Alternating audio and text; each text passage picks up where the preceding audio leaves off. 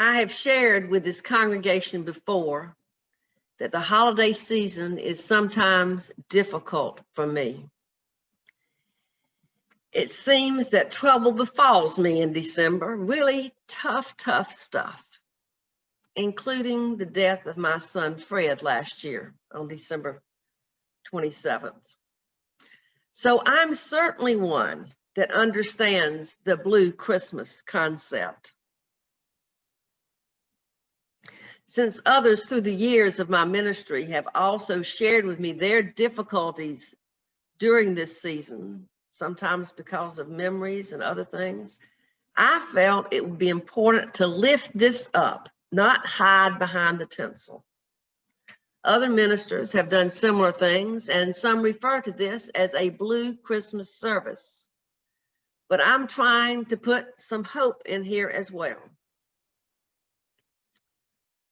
Several years ago, when I was preparing for one of these blue Christmas types of sermons, I discovered a 2001 sermon by a Presbyterian minister, Diane Hendricks, in which she juxtaposed various sorrows that she had had and other people did with a popular holiday song.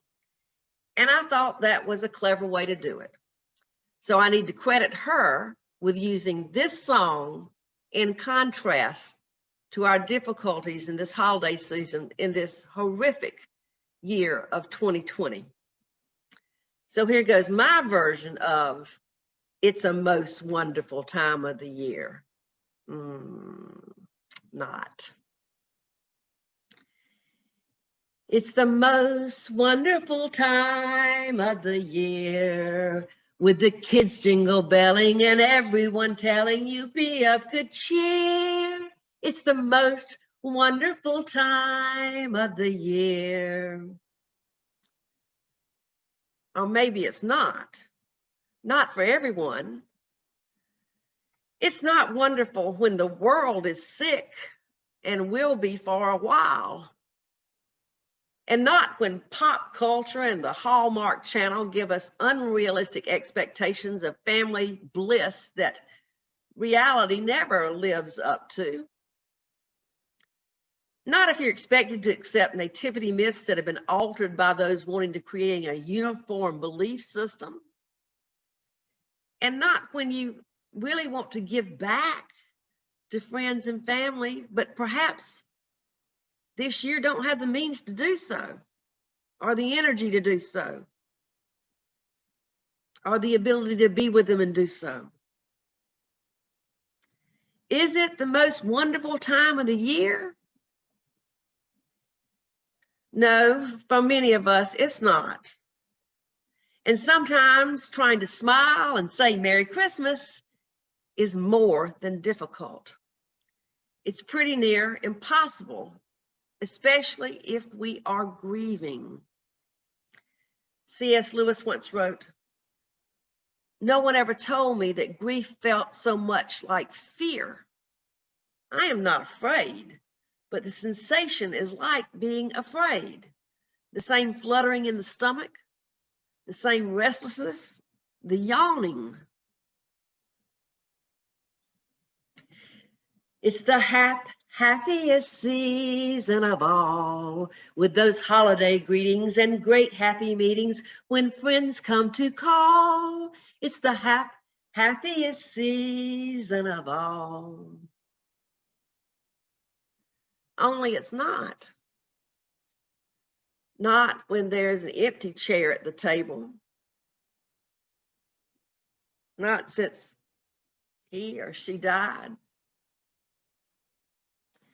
Not when you or family members are so sick. Not after you lost your job. Not when you've been betrayed by someone you loved. Not when holiday memories are so difficult. There'll be parties for hosting, marshmallows for toasting, and caroling out in the snow.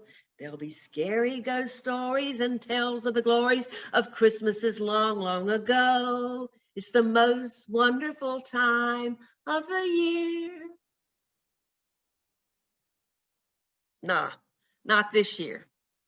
not when the news is too sad, not when we have to stay separated from those we love, not when this nation is so divided, not when tensions are high between subgroups of people all feeling victimized, not when natural disasters seem all too uncommon and we wonder where the next one will hit, not when there's still so much violence in the world, not when we continue to cry for all the unnecessary deaths.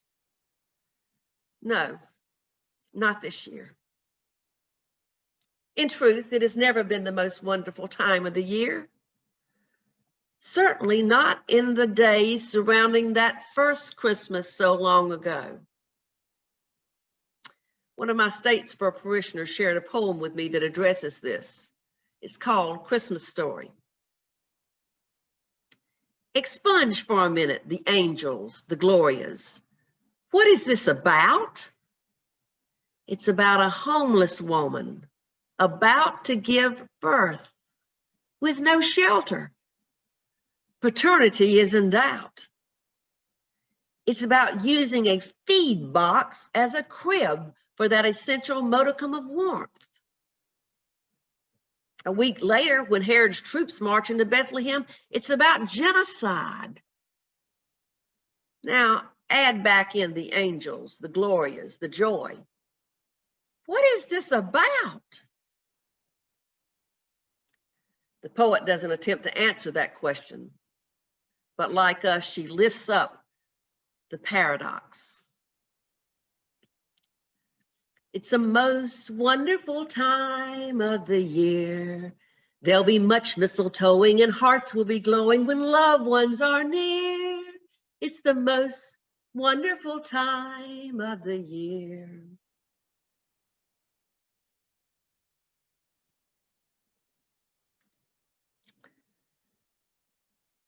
Maybe for some it can be. Even if our loved ones are near only via a phone call or a Zoom meeting. And perhaps it can be a time of peace for us too, if we're open to it. Perhaps we can become one with Mary at this time of year and know that our pain may lead to something divine. Now, you may think it heretical of me to liken us to the Blessed Virgin, but I consider my heresy to be a most blessed heresy that allows me to take what many deem as holy and try to learn something by immersing myself into that role. Yes, I believe that through our pain and suffering, through that grievous time of labor, we can give birth to the divine, to the holy, to that which matters. As Valerie Carr reminds us, perhaps the dark times, when we're in the dark times, should not be likened to a tomb, but instead like a womb. We will become stronger and more understanding, more knowledgeable, better equipped to make a difference in ourselves and the world, no matter what our circumstances may be. It can be the most wonderful time of the year, not because we have to be cheery and happy and merry, because we don't. We can have heavy spirits and shattered dreams, broken hearts and deep wounds, and still recognize that love is here. We're here.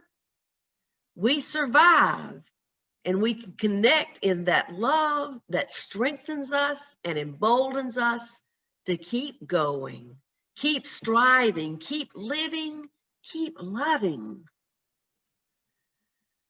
For Christians, this time of year represents one in which love came down. God came to earth. We can honor that tradition as well, regardless of our beliefs, and welcome that divine love into our lives. It's here. It's in the hearts of those who sit next to you at home or those you see in those little Zoom windows. It's in the smiles and laughter of the children who are playing in some of our homes. And it's in the very air we breathe. I wanted to close this sermon time with some ritual of healing for us. And I could not think of a better one than deep breathing as you listen to Sarah Dan Jones's beautiful song written for first responders after 9/11. I invite you to close your eyes and feel free to just breathe. Breathe in peace and breathe out love and healing to those here in this room and to the world. Or if you like, you can join me in singing, breathe in, breathe out. Breathe in, breathe out. Breathe in, breathe out. When I breathe in, I'll breathe in peace. When I breathe out, I'll breathe out love. When I breathe in, I'll breathe in peace. When I breathe out, I'll breathe out love. When I breathe in, I'll breathe in peace. When I breathe out, I'll breathe out love. When I breathe in, I'll breathe in peace. When I breathe out, I'll breathe out love. Breathe in, breathe out, breathe in, breathe out. When I breathe in, I'll breathe in peace. When I breathe out, I'll breathe out love. So as we continue this holy holiday season, let us breathe deeply, then push and give birth to a brighter new year. May it be so. Amen and blessed be.